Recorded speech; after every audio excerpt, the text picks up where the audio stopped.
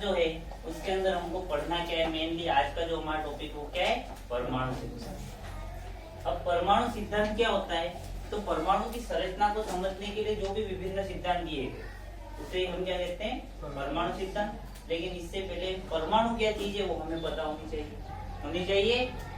तो परमाणु क्या होता है, अरे परमाणु क्या होता है, पदार्थ का वो सूक्ष्मतम कण जिसे और अधिक विभाजित नहीं कर सकते उसे क्या कहते हैं हम, परमाणु। नॉर्मली परिभाषा यही होती है, पदार्थ का वो सूक्ष्मतम कण जिसे और अधिक विभाजित नहीं कर सकते क्या कहलाता है, परमाणु। यही परिभाषा थी। इस परिभाषा को सबसे पहले जो दिया था वो कणाद ने दिया था। किसने दिया था, कणाद। तो परमाणु के संदर्भ में जो सिद्धांत की बात करें तो सबसे पहले आता है कणाद सिद्धांत। कौन सा आता है, जो कि हमारी 9th क्लास में भी था। 9th क्लास में कणाद सिद्धांत है, महर्षि कणाद ने दिया था। इस सिद्धांत के अनुसार जब हम पदार्थ को छोटे छोटे टुकड़ों में विभाजित करते जाते हैं, क्या करेंगे, किसी भी पदार्थ लिया उसको छोटे छोटे टुकड़ों में विभाजित करते जाएंगे तो अंत में एक अवस्था ऐसी आएगी जिसे और अधिक विभाजित नहीं कर सकते, यानी और छोटे टुकड़ों में नहीं बांट सकते, उसे हम क्या कहते हैं, परमाणु। तो कणाद सिद्धांत क्या कहता है, परमाणु वह सूक्ष्मतम कण है जिसे और अधिक विभाजित नहीं कर सकते। बताया कैसे इन्होंने, कि जब पदार्थ को हम छोटे छोटे टुकड़ों में बांटते जाते हैं तो अंत में एक अवस्था ऐसी आती है जिसे और अधिक छोटे टुकड़ों में बांट नहीं सकते, उस अवस्था को ही हम क्या कहते हैं, परमाणु। क्या कहते हैं, क्लियर। कणाद सिद्धांत क्या है, कणाद सिद्धांत क्या है, जब पदार्थ को छोटे छोटे टुकड़ों में बांटा जाता है तो अंत में एक अवस्था ऐसी आती है जिसे और अधिक विभाजित नहीं कर सकते हैं, क्या कहलाता है, परमाणु। कृष्णदेव आगे समझ में। अब ये तो परमाणु की परिभाषा होगी, आप परमाणु की परिभाषा लिख लोगे। एग्जाम में कणाद सिद्धांत पूछे तो भी आपको यही लिखना है, परमाणु की परिभाषा पूछे तो भी आपको यही लिखना है, तो लिख लो कणाद सिद्धांत।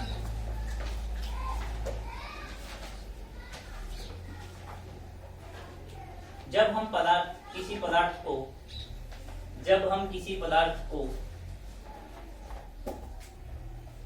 छोटे छोटे टुकड़ों में विभाजित करते हैं, जब हम किसी पदार्थ को छोटे छोटे टुकड़ों में विभाजित करते हैं तो अंत में एक ऐसी अवस्था प्राप्त होती है, जिसे और अधिक विभाजित नहीं कर सकते हैं,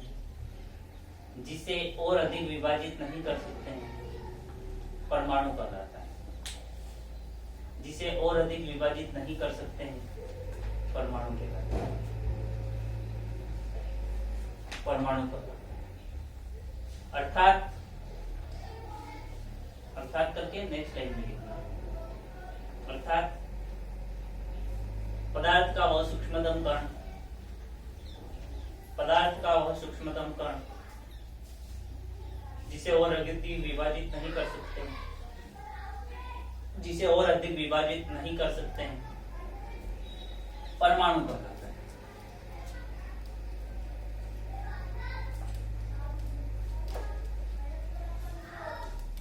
अगर हम वैज्ञानिक तौर पर बात करें तो वैज्ञानिक तौर पर परमाणु के संदर्भ में जो सिद्धांत दिया गया था वो सबसे पहले दिया गया था सर डाल्टन द्वारा। किसके द्वारा, सर डाल्टन द्वारा, और जिसे हम कहते हैं डाल्टन का परमाणु सिद्धांत। क्या कहते हैं, डाल्टन का परमाणु सिद्धांत। तो विज्ञान के संदर्भ में जो सबसे पहले वैज्ञानिकों द्वारा जो दिया गया था वो वैज्ञानिक कौन थे, डाल्टन ने जो सिद्धांत दिया था उसे हमने क्या कहा, डाल्टन का परमाणु सिद्धांत। क्या कहा था नीलेश,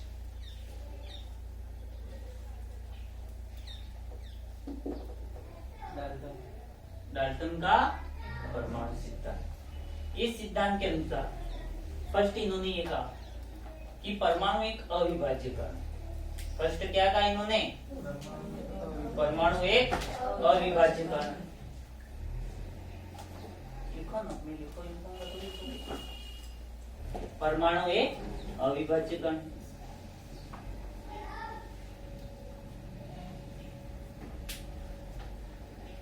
परमाणु एक अविभाज्य कण।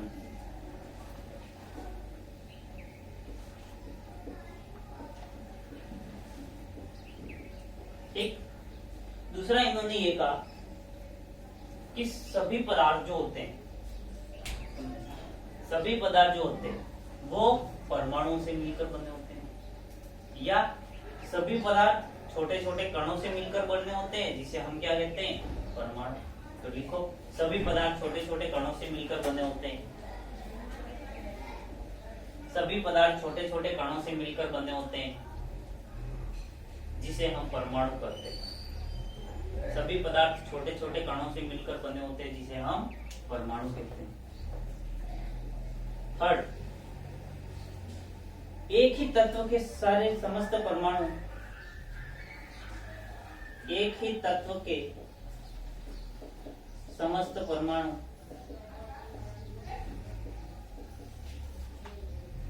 आकार, द्रव्यमान, आकार, द्रव्यमान एवं रासायनिक गुणों में, एक ही तत्व के समस्त परमाणु आकार, द्रव्यमान एवं रासायनिक गुणों में एक समान होते हैं। एक ही तत्व के समस्त परमाणु आकार, द्रव्यमान एवं रासायनिक गुणों में एक समान होते हैं, यानी उनका आकार भी समान होगा एक ही तत्व के सारे परमाणु का, द्रव्यमान भी समान होगा, रासायनिक गुणधर्म, यानी कुछ भी चीज बात कर ले तो अगर एक ही तत्व के दोनों परमाणु है, जैसे कि हाइड्रोजन है, हाइड्रोजन के दो परमाणु लो गया तो दोनों की जो भी संरचना होगी, आकार होगी और द्रव्यमान होगा या इनके गुण जो भी होंगे वो दोनों के क्या हो जाएंगे, सेम। दोनों हाइड्रोजन परमाणु दोनों के सेम, दोनों ऑक्सीजन ले लिए दोनों के सेम, दोनों नाइट्रोजन, यानी किसी भी तत्व के दो परमाणु आप अगर तुलना करोगे तो उनकी जो भी आकार वगैरह होगा वो क्या होगा, समान। तो एक ही तत्व के समस्त परमाणु जो होते हैं वो आकार, द्रव्यमान और गुणों में क्या होते हैं, समान होते हैं। तीसरा इन्होंने ये कहा कि भिन्न भिन्न तत्वों के परमाणु, भिन्न भिन्न तत्वों के परमाणु, भिन्न भिन्न तत्वों के परमाणु आकार, आकार, द्रव्यमान, आकार, द्रव्यमान एवं रासायनिक गुणों में, आकार, द्रव्यमान एवं रासायनिक गुणों में अलग अलग होते हैं। आकार, द्रव्यमान तथा रासायनिक गुणों में अलग अलग होते हैं।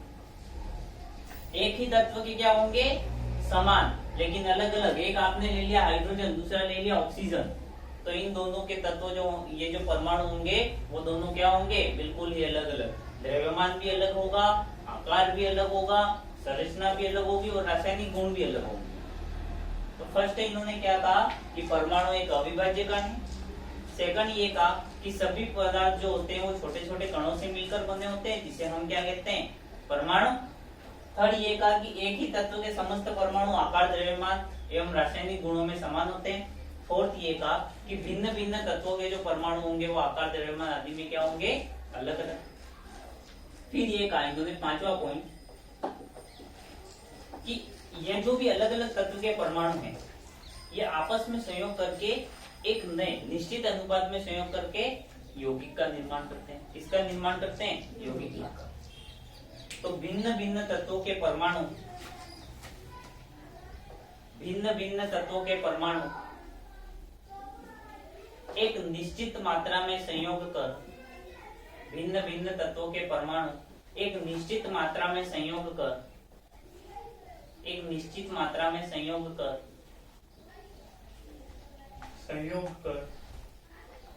यौगिक का निर्माण करते हैं।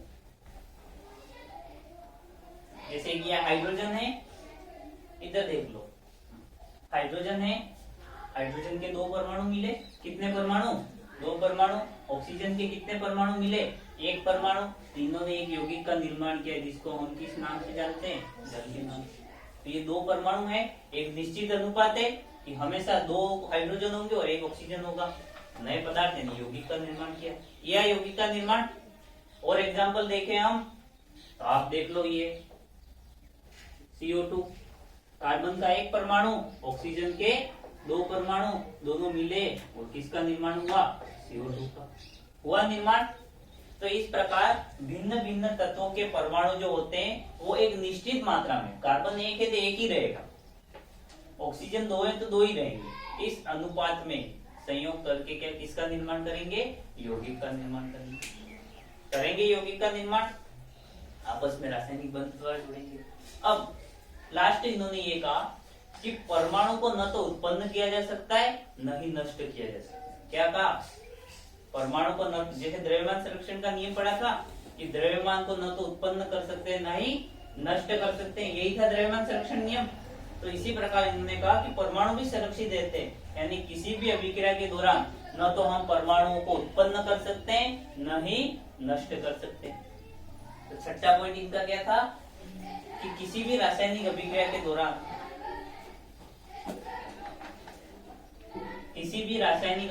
दौरान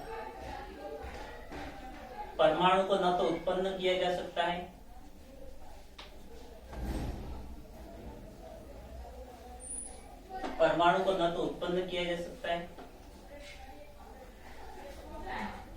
न ही नष्ट किया जा सकता है। परमाणु को न तो उत्पन्न किया जा सकता है न ही नष्ट किया जा सकता है। किसने कहा ये? डाल्टन।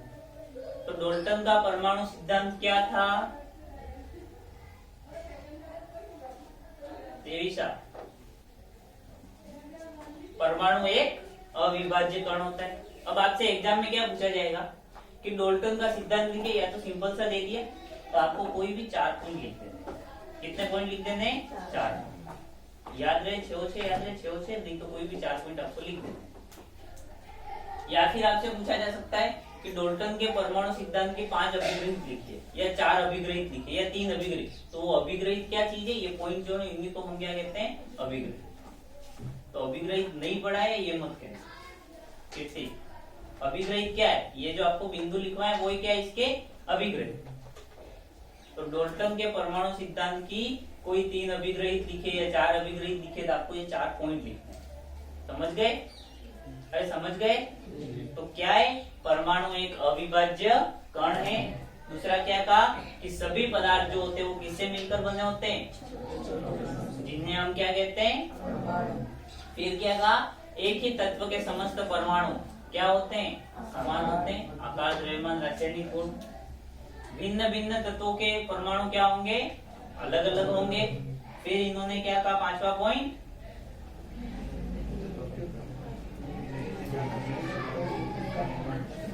भिन्न भिन्न तत्वों के परमाणु एक निश्चित मात्रा में संयोग करके किसका निर्माण करते हैं? यौगिक का निर्माण करते हैं। और लास्ट पॉइंट इन्होंने क्या कहा कि किसी भी रासायनिक अभिक्रिया के दौरान परमाणुओं को न तो उत्पन्न किया जा सकता है न ही नष्ट किया जा सकता है। यहाँ पर 2 परमाणु हाइड्रोजन के, 1 परमाणु ऑक्सीजन का भाग ले रहे थे। कितने थे? 2 हाइड्रोजन 1 ऑक्सीजन।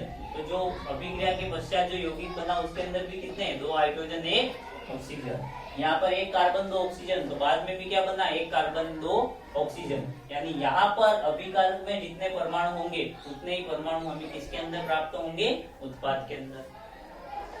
तो परमाणु ना तो उत्पन्न, यहाँ पे जितने हैं 3 है तो वहां पर भी 3 ही प्राप्त होंगे। यहाँ पर 2 कार्बन है तो वहां पर भी 2 कार्बन, यहाँ पे 4 ऑक्सीजन है तो वहां पर भी 4 ऑक्सीजन। जितनी संख्या में अभिकारक के अंदर होंगे, यानी अभिक्रिया में जितने भाग लेंगे परमाणु, उत्पाद के रूप में भी हमें उतने ही परमाणु प्राप्त होंगे। परमाणु न तो उत्पन्न हो सकता है न ही नष्ट हो सकता है, केवल ये आपस में संयोग करके नए पदार्थ का निर्माण कर सकता है। क्लियर यहाँ तक? कोई डाउट? नीलेश, अब याद तो करना पड़ेगा ना। बादल को याद करवाया तूने? घर पे गया था।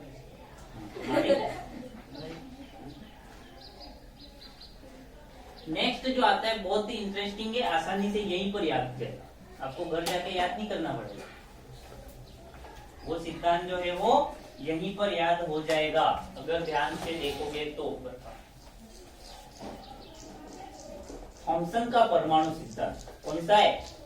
अब डाल्टन के परमाणु सिद्धांत की कमी भी एग्जाम में पूछी जाती है।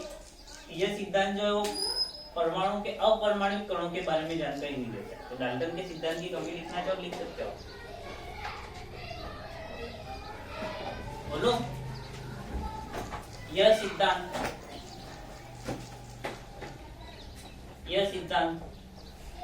अपरमाणुक कणों के बारे में जानकारी नहीं देता है।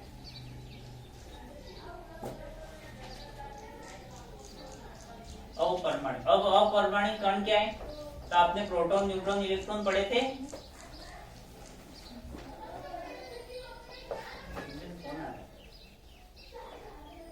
कौन आ रहा है?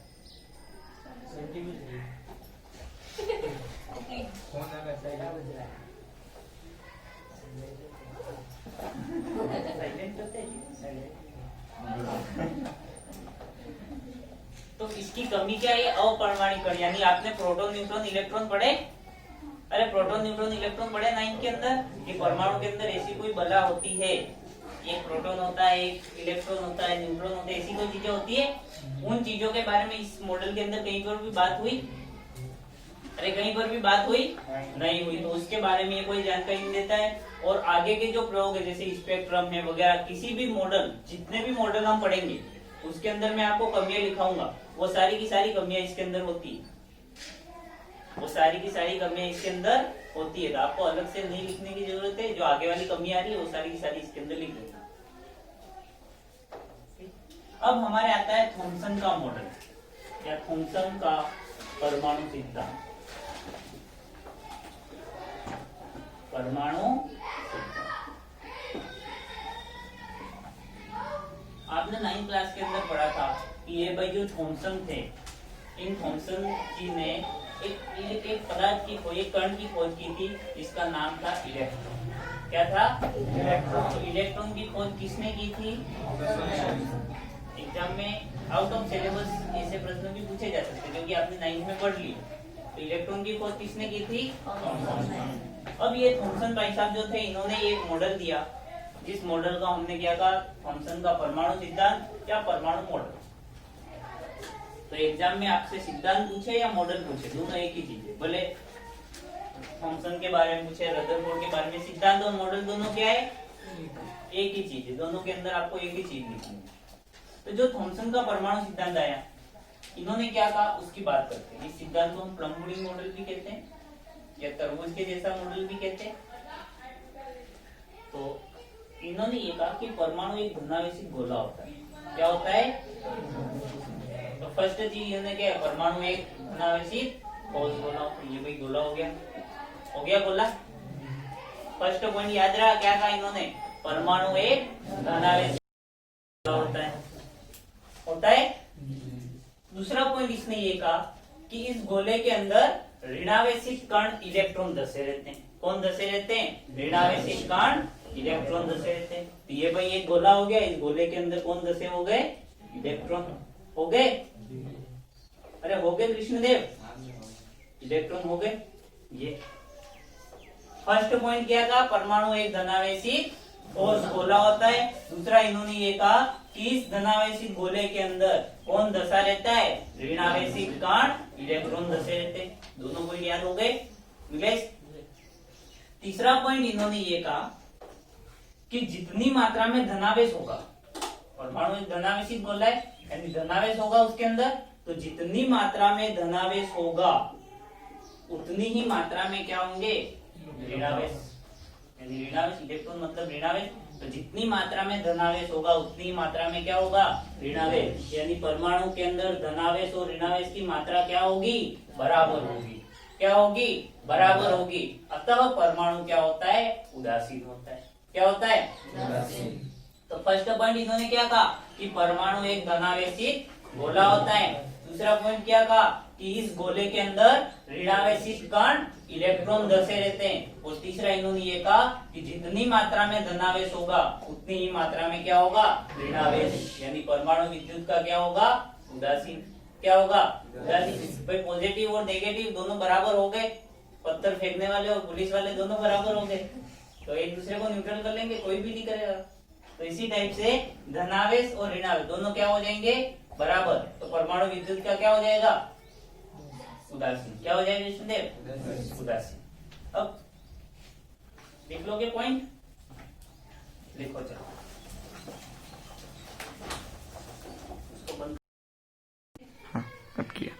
थॉमसन के जो परमाणु मॉडल है उसकी अगर हम व्याख्या की बात करें तो इन्होंने क्या किया? इस मॉडल की जो तुलना की वो तरबूज से की। किससे की? तरबूज से या फिर क्रिसमस केक से।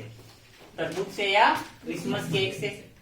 क्रिसमस केक से की, इसलिए इस मॉडल का जो दूसरा नाम हो गया वो क्या हो गया? Plum pudding model. Plum pudding model. लेकिन हम यहाँ पर एग्जाम्पल जो समझेंगे वो कौन सा समझेंगे? तरबूज। कौन सा समझेंगे? तरबूज। अब तरबूज के अंदर इन्होंने ये कहा कि जिस प्रकार तरबूज एक गोला होता है, भाई तरबूज गोल होता है, उस गोले के अंदर जो लाल वाला भाग है, तो तरबूज में उपस्थित लाल भाग को हम क्या मान लेते हैं? धनावेश। क्या मान लेते हैं? धनावेश। और तरबूज के अंदर जो धसे हुए बीज हैं उसको हम क्या मान लेते हैं? इलेक्ट्रॉन।